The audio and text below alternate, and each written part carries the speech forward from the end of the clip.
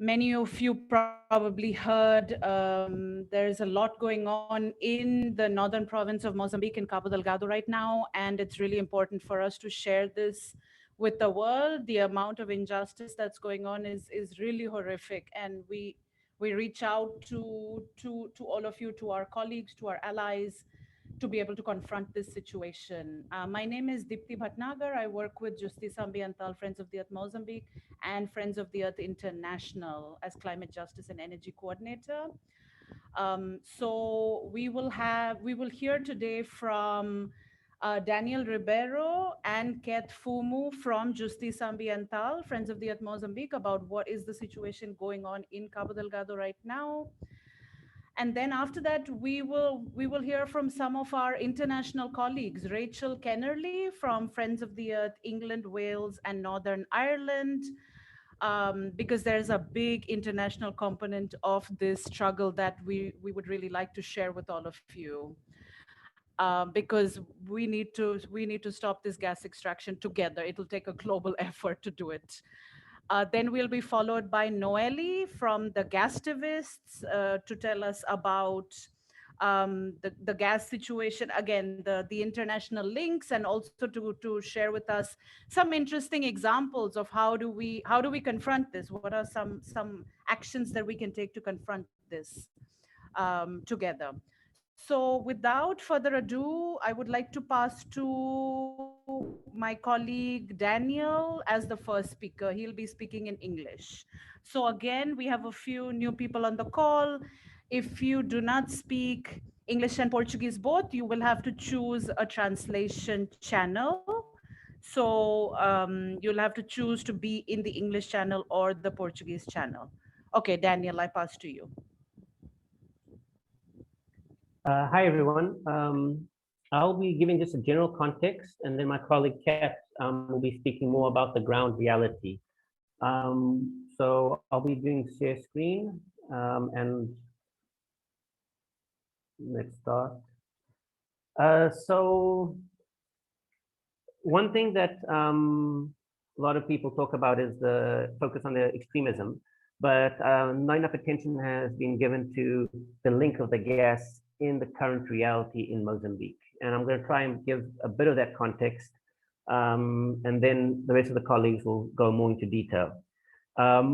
First, we know Mozambique has major development needs. It has, the reality is that, for example, I'll use one example is, for example, electricity. Here's a map of access to electricity. The yellow is above 30%. The lowest category is below 5%. And as you can see, the north of Mozambique, the access to electricity in some provinces are 5% to 10%. So it's really, there's a lot of development needs. And this reflects many other development indicators and standard of living in general. So the north has been neglected quite a bit. And we also have to see that a lot of if you look at the average around the national average, around 70% are farmers, subsistence-based farmers or fisher folk. So the dependency on the land, on the environment, and that link between environment, land, and livelihoods is fundamental in Mozambique. So changes to this has a major impact on the standard of living and the social reality. On the right here, you see their tax, and on the bottom here, you see the gas reserves. The gas reserves that are going to be exploited are the ones offshore over here. And this is this part here, it's that little horn of Cabo Delgado, the north. So this is the overlap, this area corresponds to this area. So you see there's a strong overlap with the gas reserves and the attacks. Each dot is an attack of a community and therefore loss of life. So it is quite extreme, and these attacks started in 2017. Now, even though this is the insurgents, the reason, the more important issue is the underlying social issues that's created this breeding ground in which extremist narratives have traction, especially among the youth. And the link with the gas is critical.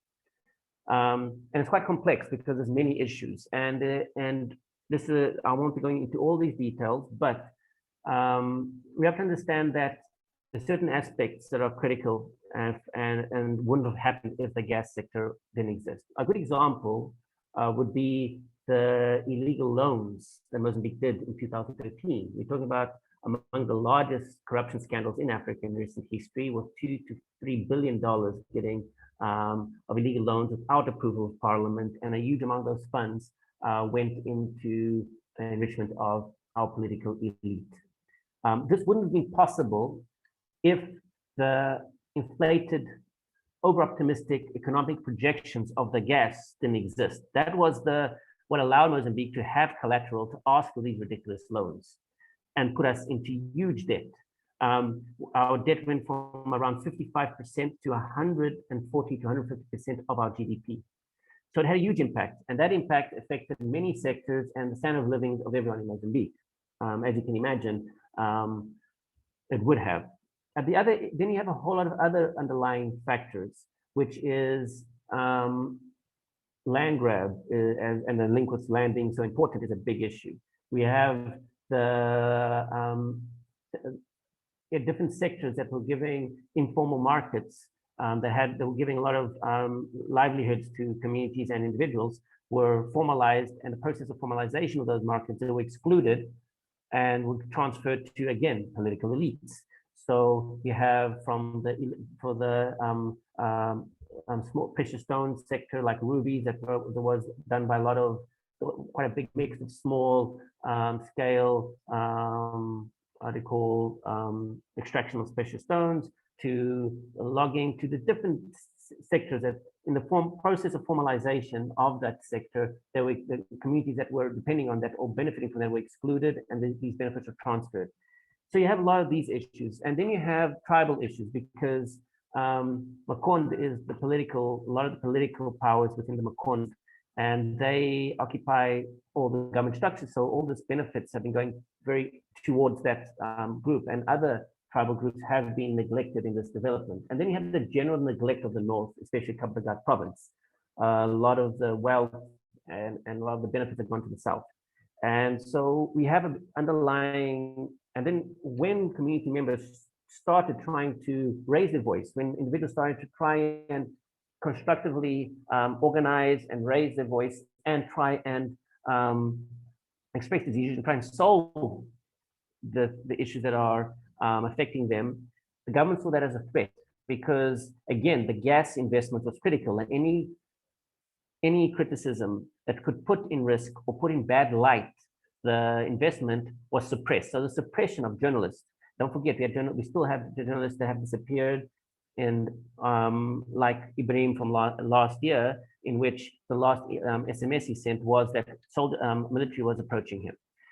We've had also disappearance of community leaders and a whole lot of human rights abuses, and those are centered around guaranteeing that there's no resistance to these projects. So the correlation between the ramp up of the suppression and the gas development is strongly and well known. The other issue we also have to realize is that the gas not only increased depression, but the corruption scandal, the standard of living, the increase of poverty, the elections were fraudulent because there was a lot of resentment. And when you take away democracy and you start taking away one of the few channels in which the nation could show its frustration, and you have fraudulent elections, that also exacerbates the situation. But one thing to not forget is during all these times, more money was coming. So Mozambique had fraudulent elections, investors gave money. Mozambique had a huge corruption case, investors gave money.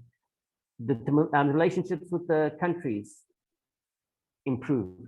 That means that you have France, you have the US, you have many countries that continued to support and help the investment of the gas. And that's also something we have to see. You are amplifying and creating a sense of impunity when our political leaders do crimes and you turn your head and give money. No. To not go into too much detail, a good example of this, if people are interested, there's a study we did with Friends of the Earth France, in which we showed the connection between France, Total, the Mozambique elites, and with the corruption scandal, with the conflict, and with the gas. But let's not only focus on Total, because a similar narrative could be done for any of the companies involved. There's a strong link between the political elite in our country, the corporations, and the country of origins facilitating this situation, and the financial institution also making it easy for loans and turning a blind eye to corruption and all this. These are some of the numbers. Ships that were supposed to be fishing, a large part of them ended up having a military equipment. If people don't have time to read it, at least I would advise to read the timeline, which has the main events that show you the different things that have happened from the involvement of how France was involved in the illicit loans, the purchases of the vessels, the transformation of the vessels into military vessels, the helicopters that arrived with French camouflage, meaning French helicopters, to a whole lot of other events. And these events also have references at the end of the study. So that shows a lot the link. And also sometimes people forget the geopolitics and the interest in the region. Like these islands along here, or it's all French territory. So we actually have among the largest borders with France, which is crazy if you think about it. So there's also the geopolitics, and there's interesting studies highlighting this. So we can go into more detail, but the important thing to realize is the links are very strong. The gas is central to the conflict up north. And more important than all this is what's happening on the ground, and somehow that the direct presence and impact also are contributing to a lot of the social instability we're seeing in North Mozambique. So I'll pass it to my colleague, Kat.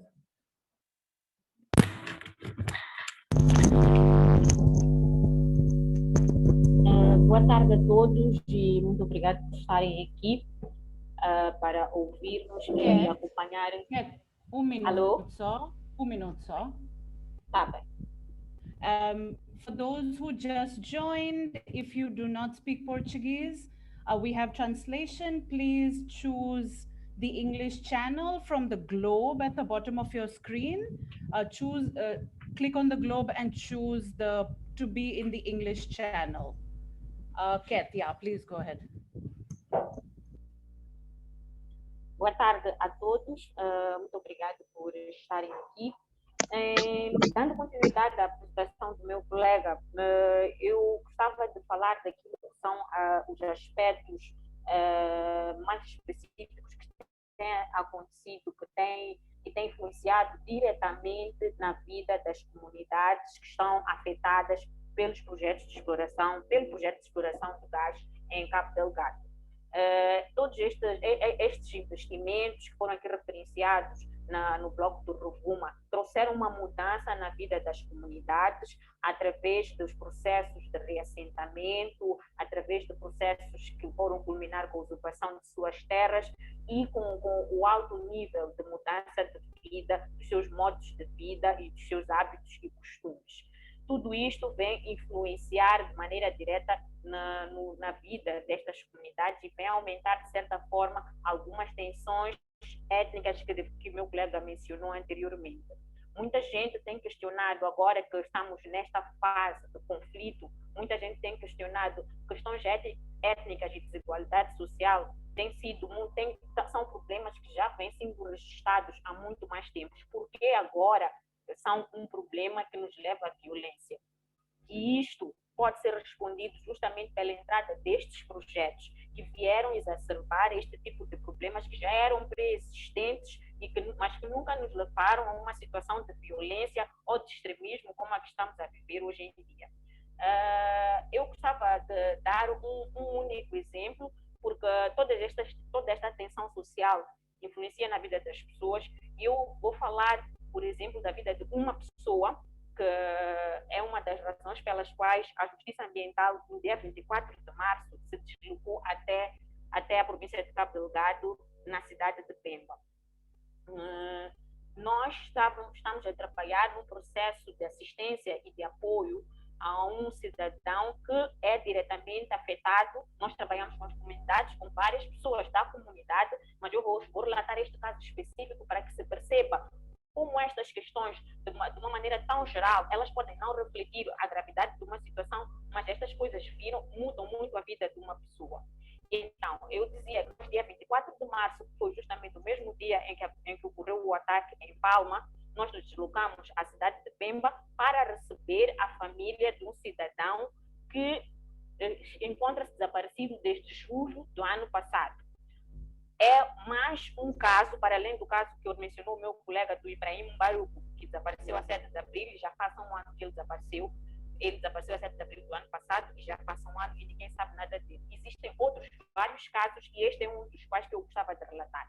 Este é o caso do cidadão que foi afetado diretamente pelo projeto, porque ele tinha as suas benfeitorias na comunidade de Quitupo e algumas benfeitorias também na comunidade de Macala e na vila sede de Palma. Nós estamos a falar de comunidades que são muçulmanas e que também têm um modo de vida, são polígamos, os homens, têm 2 a 3 esposas e por isso, por vezes, costumam ter casas em vários pontos da península da Funch, onde cada uma de suas esposas fica. Este cidadão tinha algumas benfeitorias em Quitupo e, porque o projeto o afetou diretamente, ele recebeu alguma compensação, ou seja, dinheiro que o projeto tem estado a dar às pessoas e também teve que ser transferido, ou seja, foi afetado pelo reassentamento, recebeu uma compensação e igualmente perdeu suas terras, ou seja, este é um caso específico de usurpação de terra, processo de reassentamento e compensação. Este cidadão recebe a sua compensação em valores monetários consideráveis, bastante elevados, porque estão a ser oferecidas este tipo de compensações, este tipo de acordos, apesar de haver vários problemas,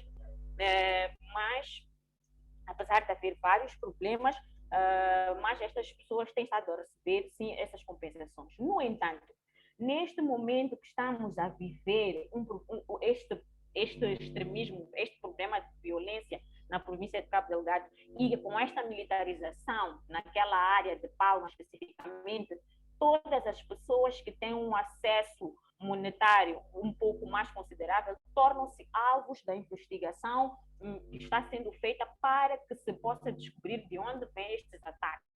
Porque há bem pouco tempo atrás não havia muita clareza e até hoje, sim, têm aparecido alguns grupos extremistas internacionais a reclamarem os ataques, a dizerem que estes grupos pertencem, que estes ataques pertencem. No entanto, devemos referenciar que continuam a ser, este caso do Cabo Delgado continua a ser um caso que ainda existem muitas áreas de penumbra, muita coisa que não fica muito clara para a maior parte do cidadão moçambicano. Entretanto, este cidadão desaparece, recebe sua compensação, começa a tentar fazer, porque perdeu acesso à sua terra, porque perdeu acesso ao mar, porque ele é pescador de profissão e é uma pessoa bastante influente na comunidade, ele recebe sua compensação e tenta investir de novo numa nova atividade. Entretanto, porque passou a ser algo, porque tem mais dinheiro, ele é chamado pelos militares e desde que foi chamado para ir prestar algumas declarações, provavelmente para explicar por onde é que apareceu tanto dinheiro na vida dele, ele passou a ser um alvo e desde lá até hoje que estou aqui a falar, ele nunca mais voltou a aparecer. Está desaparecido, saiu do seio familiar desde julho do ano passado, é uma pessoa de uma idade avançada que desapareceu, a sua família está preocupada e é a razão pela qual eles deslocaram-se no dia 24 de março para Pemba, porque foram convocados para ir prestar declarações para que a polícia de investigação de Moçambique possa ter mais subsídios para poder dar seguimento ao caso. Então, esta família chega a Pemba por cerca das 11 horas de Moçambique e os ataques começam a acontecer a partir mais ou menos das 15, 16 horas. Toda esta situação mostra até que nível as comunidades viram o seu modo de vida transformado, não para aquilo que esperavam, porque ter uma casa melhor, ter uma quantia de dinheiro muito maior, pode trazer outros tipos de problema como estes que estão a viver. Eles foram para Pemba para prestar declarações porque desapareceu um familiar seu. Entretanto, ficou a acontecer um ataque na sua vila que destruiu tudo o que eles tinham e neste momento eles se encontram como numa situação de deslocados, porque tiveram que se acomodar em casa de um familiar seu e neste momento eles não têm informação sobre o restante parte da família que ficou em Afungi, que ficou em Palma, e tampouco a família sabe da situação deles em Pemba. E até o momento, no meio disto tudo, ainda temos o seu familiar que desapareceu em julho do ano passado. Ou seja, isto é para retratar um pouco aquilo que o projeto em si tem trazido, a mudança, o nível de mudança, porque vê-se muito, estamos a ver aqui nas imagens algumas casas bonitas que foram dadas à comunidade no processo de reassentamento. Entretanto, estamos a falar de comunidades pesqueiras e agrícolas que estavam habituadas a viver da pesca e da agricultura e que passam a enfrentar este novo tipo de problemas, como o fato de terem que fazer gestão de economia, de fundos, passar a ir ao banco, sistema que eles não percebem até hoje muito bem, ter que ir ao banco fazer assinaturas, onde muita gente não sequer sabe escrever ainda, mas tem que ir ao banco fazer levantamento, cheques, todo este sistema, eles tiveram que se habituar a ele e no momento em que provavelmente já estavam a adaptar-se, estes ataques ocorrem. Por outro lado, esta mudança na vida das pessoas, pode passar, também vem trazer este problema. Temos aqui uma imagem de um centro de acolhimento, onde, devido aos ataques, a Vila de Palma recebeu bastante refugiados, pessoas deslocados de guerra que vinham de outras comunidades e passaram a se acomodar em Palma. Aqui retrata-se mais ou menos como é o processo de transporte, como é que eles viajam até encontrarem um local mais seguro e a forma como têm sido obrigados a viver atualmente. Ou seja, temos um número de refugiados em Palma muito alto, e não só em Palma, mas na cidade de Pemba e também na Nampula e algumas outras províncias de Moçambique. O número de crianças que têm sido afetadas por estes ataques e por todo este processo é muito elevado. As pessoas têm estado a viver em situações deploráveis nos centros de transição, chamamos de centro de transição porque a dado momento eles vivem no centro de transição e depois são mandados para um centro de reassentamento de deslocados, onde vão recebendo esporadicamente algum apoio das organizações internacionais, que nem sempre é suficiente porque as pessoas são muitas e a inclusão de doenças e outro tipo de problemas tem ocorrido. Ou seja, muitas das vezes disse que a situação dos ataques tem atrapalhado os investimentos do gás, mas provavelmente os investimentos do gás também têm estado a contribuir para este nível de mudança na vida das pessoas, porque uma coisa é a pessoa passar a ter que viver de uma forma diferente, a ter que se habituar a uma casa ou habituar-se a alguns tipos de formas de gestão de economias, mas outra coisa é ter que arrumar as suas malas e correr pela sua vida e estar-se vivendo todos os dias sobre constante e permanente ataque. E outra coisa que também gostava de referenciar, como podem ver, é que alguns produtos alimentares de primeira necessidade subiram muito de preço em Palma. E por essa razão, nas 2 semanas anteriores, os preços estavam elevadíssimos. 5 litros de óleo chegavam a custar 700 meticais ou sim, 2.500, um saco de arroz, 1 quilo de açúcar de 400 meticais, preços que são completamente proibitivos e que era impossível a população suportar.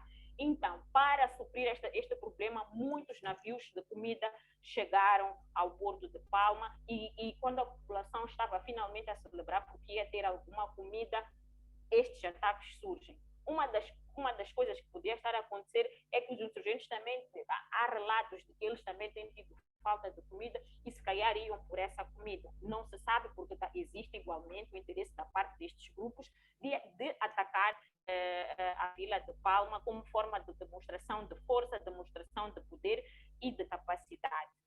Então, todas estas questões afetaram de forma grave a vida das comunidades e não vejo como uma coisa pode se dissociar da outra. Os investimentos do gás dissociarem-se dos problemas dos ataques dos insurgentes. Porque quando nós perguntamos por que os problemas de desigualdade social e problemas étnicos já eram pré-existentes, os problemas de falta de acesso à energia e outras coisas, e outros serviços básicos que já eram existentes há mais anos, mas só hoje os problemas, a situação torna-se violenta. Uma resposta pode ser esta, os investimentos sobre o gás, e é por esta razão que nós estamos aqui a falar sobre este problema hoje. Espero não ter excedido o meu tempo. Muito, muito obrigada a todos por terem me ouvido. Com licença.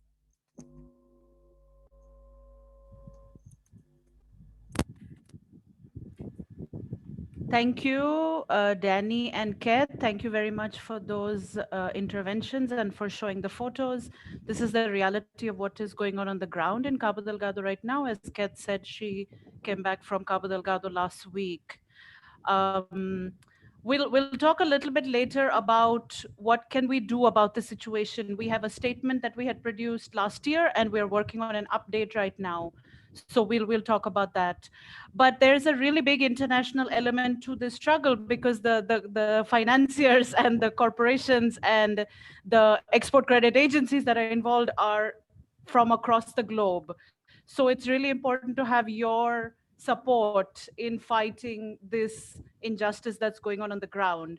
So to get an idea of what is happening at that international level, we'll pass to our next speaker, Rachel Kennerly from Friends of the Earth, England, Wales, Northern Ireland. Rachel, please go ahead. Hello, hi. Thank you for having me, and hello, everybody. I wanted to start off with this map. Sorry, just having slight technical issues. So start off with this map, which shows how the gas developments in Mozambique are a truly international issue. So this map shows the range of international public finance, which is there in the orange arrows, and private finance in the yellow arrows that are pouring into the projects, including from Italy, France, the US, the Netherlands, South Africa, Portugal, and Japan. And that's just kind of financing, so if you look at the companies involved in the extractions, the transportation, and the kind of the end use of that gas, where that gas is actually being burnt, you can add Thailand, China, Indonesia, Canada, Denmark, and Mauritius to that list. So this really shows that the devastating local impacts of this industry and also kind of the international climate change impacts of this gas are being driven globally, really. And this means that we have to support and act in solidarity with the Mozambican resistance to these projects, but also hold these other governments and companies and contractors accountable. Especially as many of these governments and companies are also claiming to be climate leaders in their own countries, right? So Friends of the Earth groups and many others in many of these countries are challenging their governments and their investments of public money in this destructive project, many of them through national campaigning. But today I'm going to focus a little bit on a legal challenge that Friends of the Earth, England, Wales, and Northern Ireland submitted last year. So the UK, so UKEF, which is the UK Export Finance, decided to invest $1 billion worth of financing in the Mozambique LNG project last summer.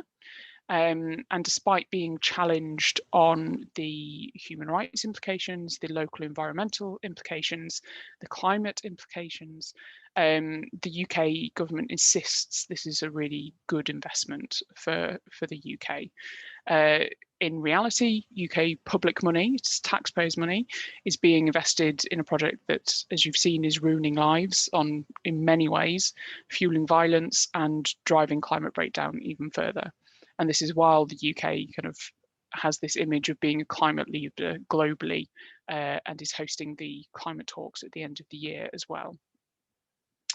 And since the decision to finance this project, the UK government has now introduced a new policy to say that UK export finance can't fund oil and gas projects like this. So if this decision were taken today, just kind of 8 months later, it would actually be rejected. However, despite this and the escalating violence, the UK is still going ahead with this £1 billion of support. So in September 2020, the Friends of the Earth England, Wales and Northern Ireland legal team launched a challenge in the High Court against the UK government's decision to back the project. And this was on the grounds that it didn't properly assess the climate impacts, the local environmental impacts, or the human rights impacts, and that it's fundamentally incompatible with the UK's climate obligations, including the Paris Agreement. We also believe the lack of transparency around the decision making was illegal. So in fact, if you look at the UKEF website, it still says that the decision hasn't been made, despite the fact that contracts were signed last summer, which makes it very difficult to challenge the decision publicly if it hasn't been announced. I will share a full briefing in the chat after I finish speaking, which covers kind of all of our legal grounds and what's happening there, if you're interested. So we are going to the High Court for a short hearing on the 21st of April to see if we can get permission for the case to be heard. And if we do get permission, the alleged illegalities in the government's conduct will then go to a full trial later this year. Ours and many other groups' work to controversialise this project really helped push the UK government to make this new policy so that UKEF can't do this sort of thing, which is really great. But obviously, ultimately, our hope is to prove that the investment was illegal and to have it ended. So to remove that UK money from the investment and then for that to set the standard for lots of other European and global North countries to be able to do the same thing and thus stop the project. In the meantime, we're acting in solidarity with Friends of the Earth Mozambique, Justica Ambiental, and highlighting the role of UK public money in driving the violence in Mozambique and the climate devastation that will come from it as well.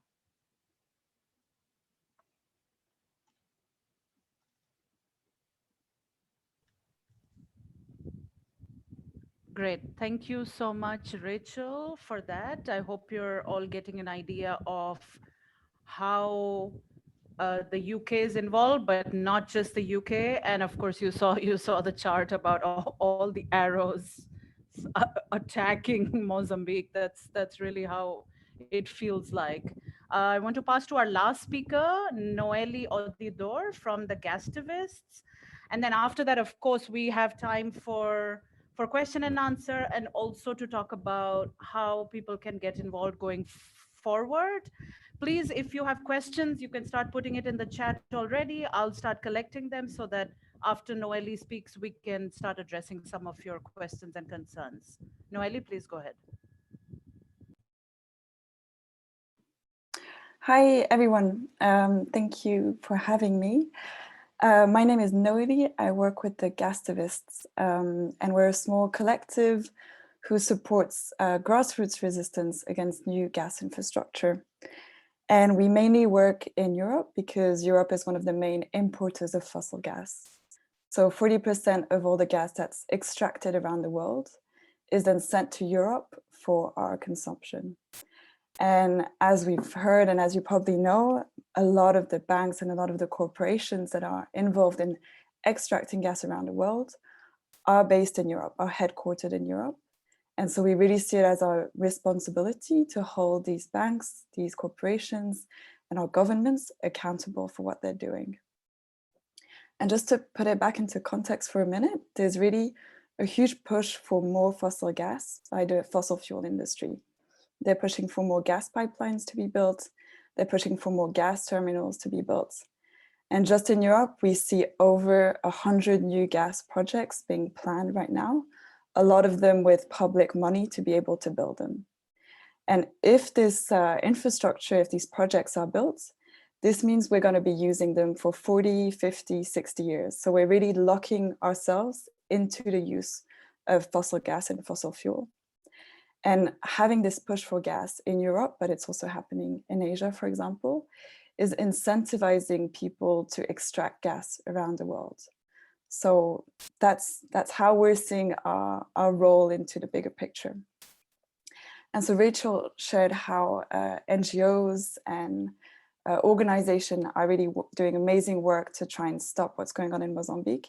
I'm going to talk more about what grassroots groups, individual, local groups might want to be doing and are already doing to really take action.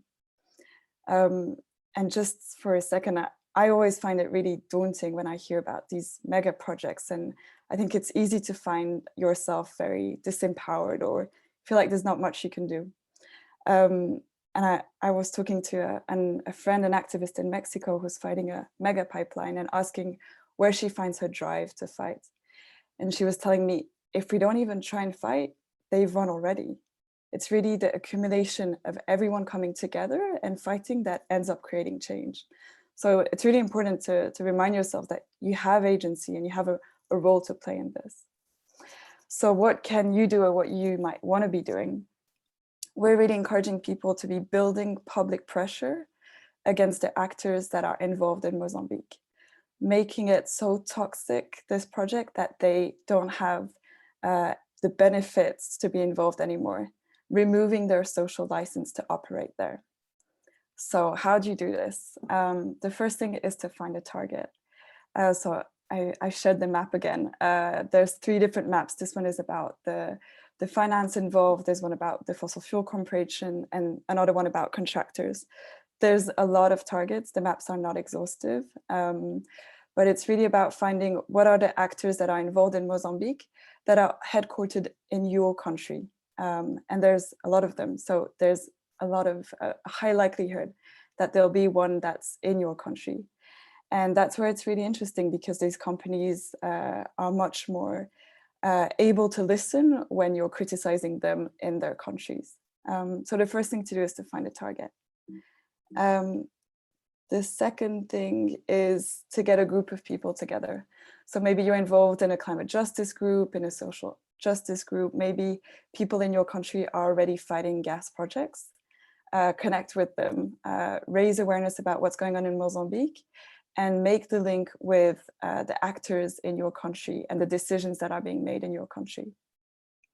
And then when you have a target and a group of people, you can take action. And taking action can take so many different forms and shapes. It really depends on what you can do, what you're able to do, and also what you enjoy doing. It's important to do things that you have a joy in doing them.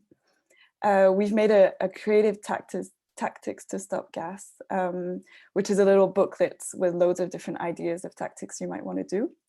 I'm just going to talk about one today because it just happened last week on Mozambique, so it was really relevant. And that's ad hacking. Ad hacking is the art of making spoofs or parodies of advertisement.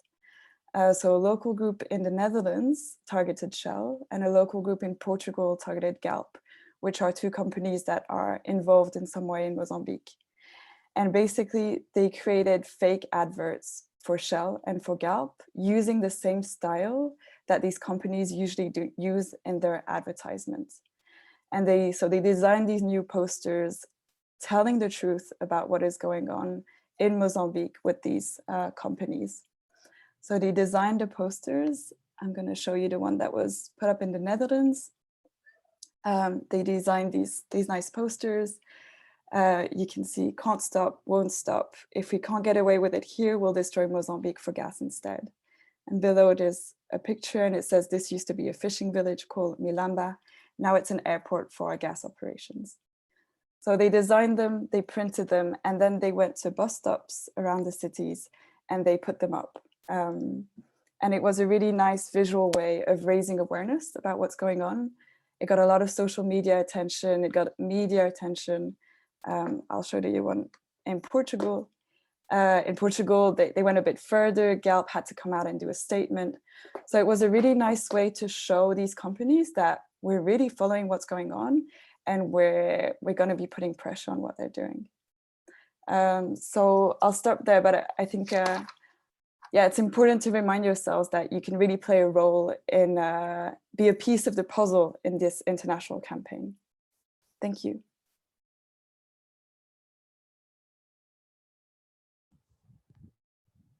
Thanks very much for that, Noeli. Let me go to the chat to see. Okay, I don't see any questions, comments. Do people have any questions for any of our speakers? And meanwhile, I wanted to, we have a very small action designed, something that we can do together. For those of you who use Twitter, we have a tweet that we made in English and in Portuguese that's tweeting at Total, which is one of the many horrors involved in the gas extraction in Cabo Delgado. So I'll put that into the chat, and if you would like to, please do share along with us the tweet. So this is the one in English now. I'm pasting it into the chat. Of course, feel free to modify it. I've tagged Ja for Change, and I put in the chat earlier the Ja channels on Facebook and Twitter, and also our blog in English and Portuguese. And I'll put the Portuguese. Portuguese is a little bit longer, so we had to rewrite it a little bit. But yeah, if you feel like sharing with us, doing something together here right now, and if you have access to social media channels, please feel free to tweet at Total along with us. I want to go to Patrick's. Can you give us names of websites, please? Sorry, Christina, I don't quite understand your question. If you could rephrase it in the chat. Meanwhile, I have Patrick. Would you like to speak on what you have put into the chat?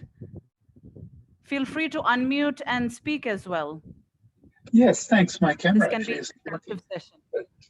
Amanda, where to? I'm so embarrassed that here in Johannesburg we have so many fingerprints, and I'm suspecting there will be sub-imperialist military threats from the South African government, which wants to support Sasol, already very active off your coast in drawing out oil and gas. So we'll have, like the US in the Middle East, a big problem. I wonder if you heard how the SADC meeting about military intervention on Thursday occurred. And then I typed 3 quick questions about how we can also link this to a general concern about climate debt that is owed to the people of Mozambique for at least 2 years. Cyclone Idai, and then more than 1,300 deaths, and then Cyclone Kenneth in Cabo Delgado, and whether there's any scope for getting climate debt payments, such as could be logically demanded by, as Naomi Klein has argued so well, by the victims of climate, not as an offset or a carbon trade, but as a genuine payment, a polluter pays solution. But thirdly, could you take that the next step to Yasunization, to the Yasuni strategy from Ecuador, which says we want to leave our fossil fuels underground, but the people and the state should be compensated, again, a down payment on a climate debt, so as to prevent the extraction. Yasuni is in the Ecuadorian Amazon, and a big struggle by our comrades, our sisters, especially in Acción Ecológica, by indigenous people in Kunai, to prevent extraction. It was temporarily a failure, but they keep struggling. And I wonder if that's also on the agenda of the more visionary activists in Cabo Delgado, in Mozambique, to keep fossil fuels underground in exchange for a climate debt payment. Thanks, comrades. Keep up the great work. Thanks, Patrick, for that. So I heard 2 questions from Patrick. One about the SADC, the Southern Africa Development Community meeting that happened a few days ago, extraordinary meeting. So if one of the speakers can speak about that, the question of climate debt, how do we talk about the linkages between what Mozambique is facing as one of the most climate vulnerable countries, but also contributing to the problem by increasing gas exploitation. And I see a question in the chat for Danielle or Ket to explain about what is the relationship between the insurgents, the Islamic insurgents, and the fight against the projects for the exploration of gas. So these are the three questions I see right now, and I see your comments in the chat that people are not able to cut and paste the tweet. I'm very quickly going to put. Actually, I'm not sure how to address that situation, because I was going to put a Google Doc, but that won't help because you won't be able to. Oh yes, you will be able to copy it from there. I'll do that right now. But meanwhile, could we have the speakers address those questions? Hello, yeah. So a lot of the support has been focusing on military support and not with the fundamental social underlying causes. So that's one of the problems. SADC as well has shown support without acknowledging the crimes and the problems associated by the government. And so it's kind of been this blind support without actually acknowledging some of the ground issues. And that's a problem for us. Also, in the involvement of mercenaries from South Africa, like the DAG group, there was if people are interested, there's an Amnesty International report that highlighted some of the crimes, such as opening fire on civilians in Mozambique Praia, and other commonalities, unfortunately, of conflict. So we also have another group, which is the Paramount group from South Africa, supporting the military. We have the Ukrainian. So there's a whole complex of private security companies that are linked to the government, but also supporting the security of the company and all the different associated services that are and companies that are giving services to the gas. And there's a lot of money being made. And even our government, war can be profitable to some within government, and that's been the case where we have payments by Total and the oil companies for the government to prioritize security of that area. For example, during the attack of Palma, there were 800 soldiers inside the project area, Fungi, that weren't sent out to in the beginning of the attacks. And that just shows you the priority. That would have made a huge difference in protecting civilians if those soldiers were actually sent out to protect Palma. So that shows you where the priority lies. The protection of the investment has been clearly over it, and a lot of these private sectors are there with that specific focus. Even the Ukrainian mercenaries also shot on Mozambican forces accidentally, and it's chaos. It's just there's a lot of different groups, all of them causing and exacerbating the situation. And that's a big problem. The way that also the Mozambique military is focused on putting guns in youngsters' hands and not in training on how to interact with civilians has been an issue. We've had a lot of cases of physical abuse, corruption, and a whole bunch of other problems. But that's the problem with conflict and militarization. South African specific has approved a contract of sending military equipment to Mozambique that was approved, and both these Paramount and DAG.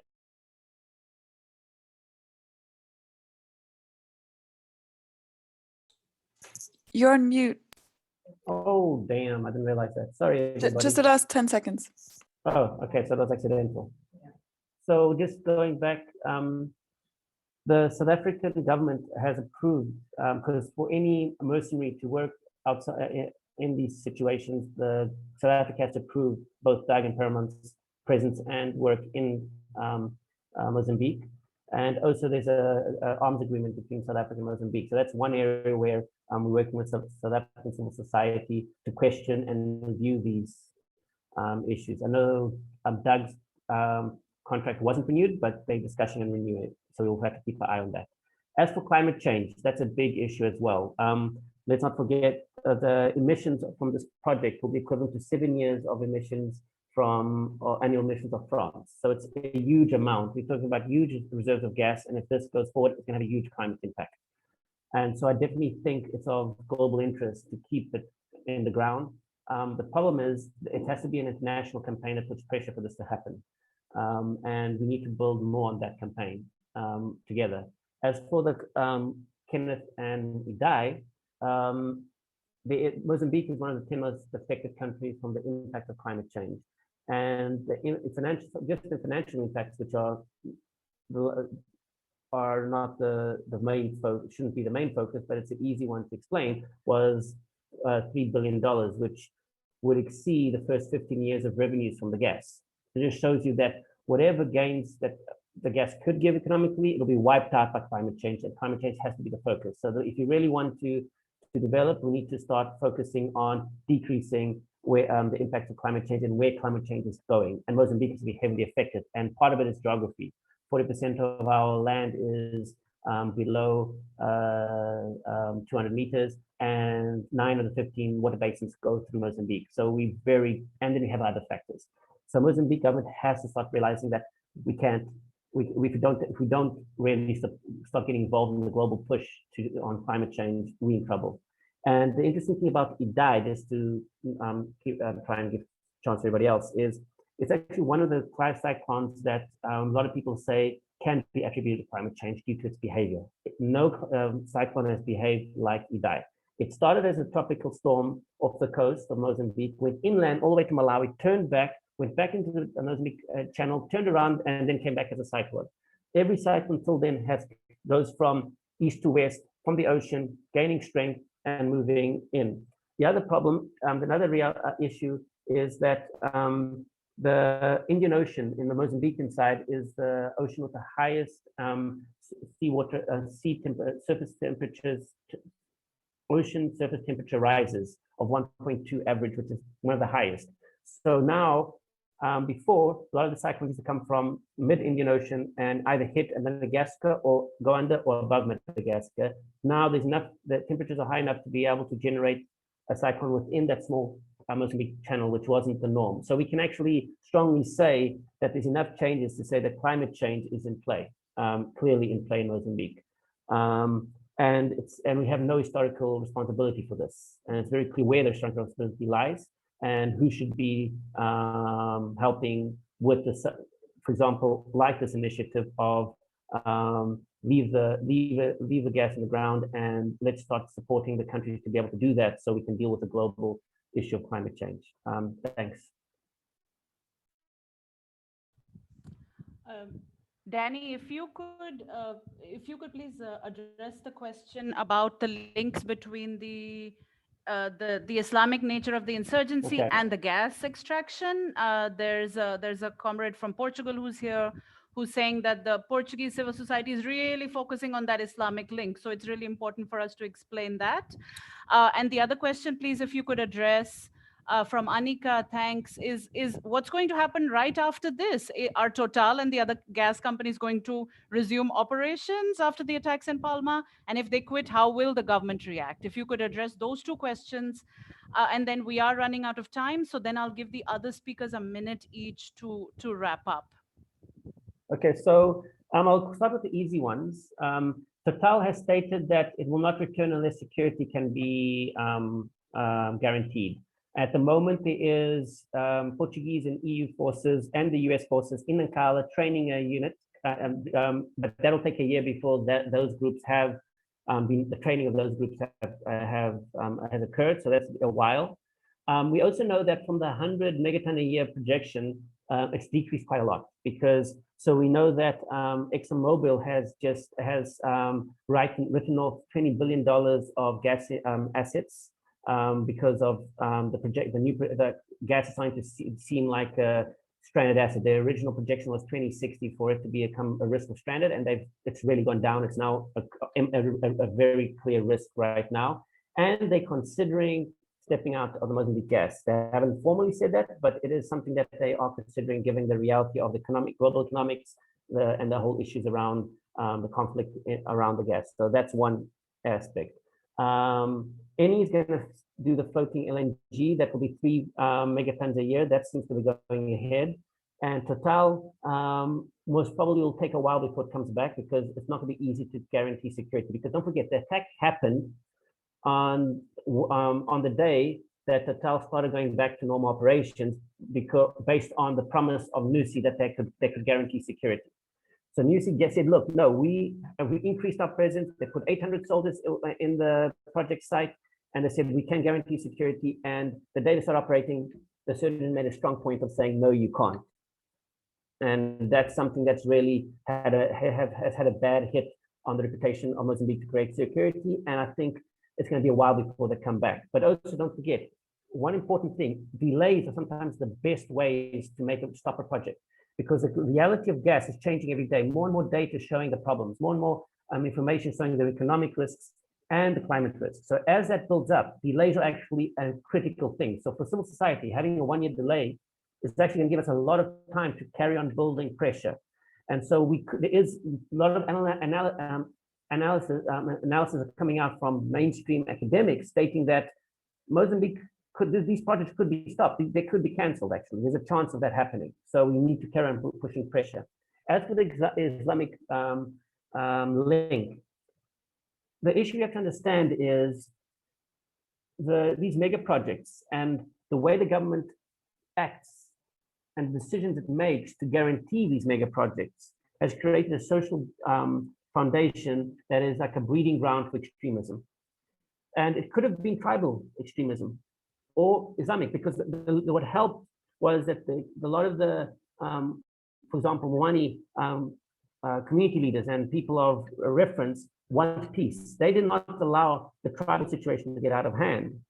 But when it comes to the Islamic side, that was the spark that caused this trigger. But so for me, the focus is this is the expression of the anger, the frustration, the hopelessness, the disenfranchisement of the youth especially, and of the population. So a small group went down this unfortunate violent path, because first they weren't given any options in terms of doing it constructively, raising the voice due to the oppression of civil society and journalists. They weren't given any livelihoods and their access to land and their livelihoods were also drastically impacted. And so all these accumulate. So the link with that aspect, but also you have to realize what the gas represents, because the gas represents everything that the corruption, that the corruption links to the gas, the land grab linked to the gas, the oppressions linked to the gas. So of course, the target of this frustration, like if you're gonna have to attack the thing that will hurt most the government, it'll be the gas, because that's the thing they most value over its people, over everything else. So it's not coincidental that we have that overlap. If I remember the first second slide that shows the overlap between the gas reserves and the tax, it's not coincidental. But of course, it's not only the gas. It is, we have to look at the gas as part of a system. The gas causes the country to work in a certain way that then causes the social instability. So it's just, and then you have the direct impacts, of course. They also contribute, but it's a different level. I don't know if that answers the question, but there is, if people want more specific analysis, that'll mean more time, and there are interesting studies and assessments that we can put the link on later on that show this in more academic manner. Okay. Yeah. Talvez só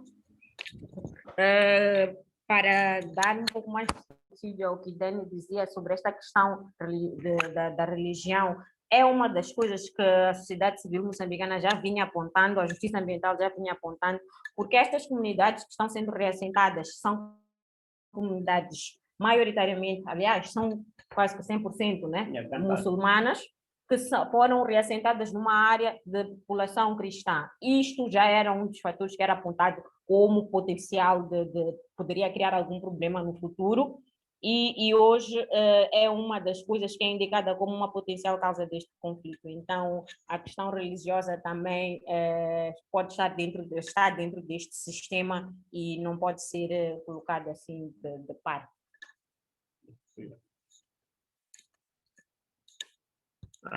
Obrigado. Então, não sei se há mais perguntas ou damos chance para outras pessoas falarem, porque eu sei que roubei muito tempo. Desculpa. Thanks, both of you. We actually have run out of time. We're 2 minutes over, but I would really like to hear really quickly 30 seconds from Rachel and Noelle. And meanwhile, the Google Doc that Rachel created so quickly, we've put more links into it. We've put the tweets, we've put the Ja and Gastivists and Rachel's Twitter. We've put a report, the report that Danny talked about from last year. We've put the link in there. And we've put a solidarity statement that we did last year. Please have a look at that link. And we're actually going to do an update of that very soon. And going forward, we are going to give you Noeli's address. She will be the contact point. So if you have any questions regarding the international campaign or the Mozambique part, please do email Naomi. Noeli, I'm going to put her email into that document. Rachel and Noeli, please do give your closing remarks. Brilliant. Okay, so yeah, just quickly, it's really clear that this is a project and a set of projects in a situation that will only be sorted out if, or improved if, we can work kind of across borders and hold governments to account and challenge their hypocrisy and the dangers that the burdens and the dangers they're shifting onto other countries like Mozambique. So it really is for all of us in countries that are investing in this project to kind of step up and speak out about these links. Yeah, I echo what everyone Rachel just said, definitely, and everyone. There's a lot of resources on our website that I'll add in the document in terms of maps for targets. We have a small comic strip about the situation from a year ago, so it has changed. The tactics manual. So do get in touch if you've got any questions or if you feel like you might be interested. We'll be more than happy to help you figure things out. Thank you very much, friends. We're over time, so we need to end this session now. I want to give a really big thanks to all of you who joined us for this session. Thank you to the speakers. Big thank you to the interpreter, because language justice is really important for our movement. Thank you to Landry for being here and providing us with tech support. Thank you, everyone. And hopefully, please do keep that Google Doc. As Noeli said, we'll keep putting more links into it. So that can be a way that we carry on being in touch and sharing. And yeah, please do keep in touch with us using Noeli's email address. Okay. Thank you very much, folks.